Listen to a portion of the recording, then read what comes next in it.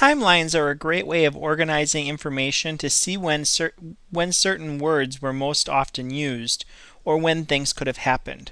Did you know that you can actually turn your search result into a timeline using Google Search? Let's use an example of Dr. Seuss. Here's my typical Google search result. Up at the top, my very important Show Options. I'm going to scroll down here to Timeline. When you click on Timeline, Google gives you a timeline of how often certain phrases were used, in this case Dr. Seuss. Look at here in this particular example, it gives you the entire century. Look at this decade. There's the first spike right here.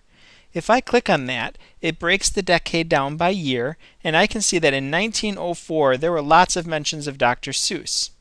So I'm going to click on that. Dr. Seuss was born in 1904. Yes, it's true. On the very day 1904 he was born. So we can see that he was born in 1904 from this timeline. The next big peak looks like it happens here in the 1930s. Let's click on that and see what happened in the 1930s. Right here in 1937 there was a big peak in his information, and it looks like in 1937 he published a book. So that was easy to tell from the timeline. Let's jump ahead to the 1900s because there's a big spike right here. Look at 1991.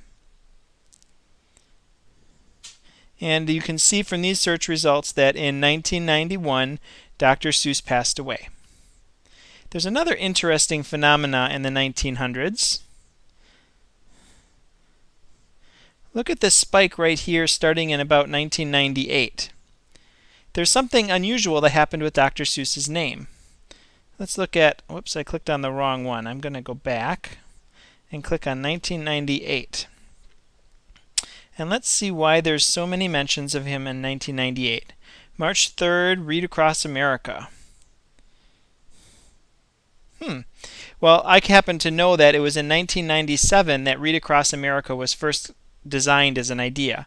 So if you would really dive into those search results, you'd be able to find out that in 1997 something unusual happened with Dr. Seuss, and this timeline really kind of puts you into to where you'd be looking for that. Let's look at another example of how this might be helpful. Healthcare reform.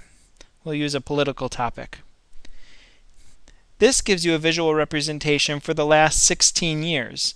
Here's a spike in the early 1990s, and then there's another spike at the end of 2009.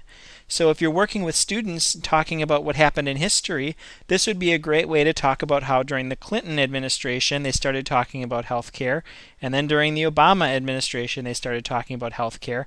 In between then, there really wasn't a whole lot of conversation. So that would be a very helpful tool for you in the classroom to quickly get a representation of how often certain issues are talked about. Hope that helps.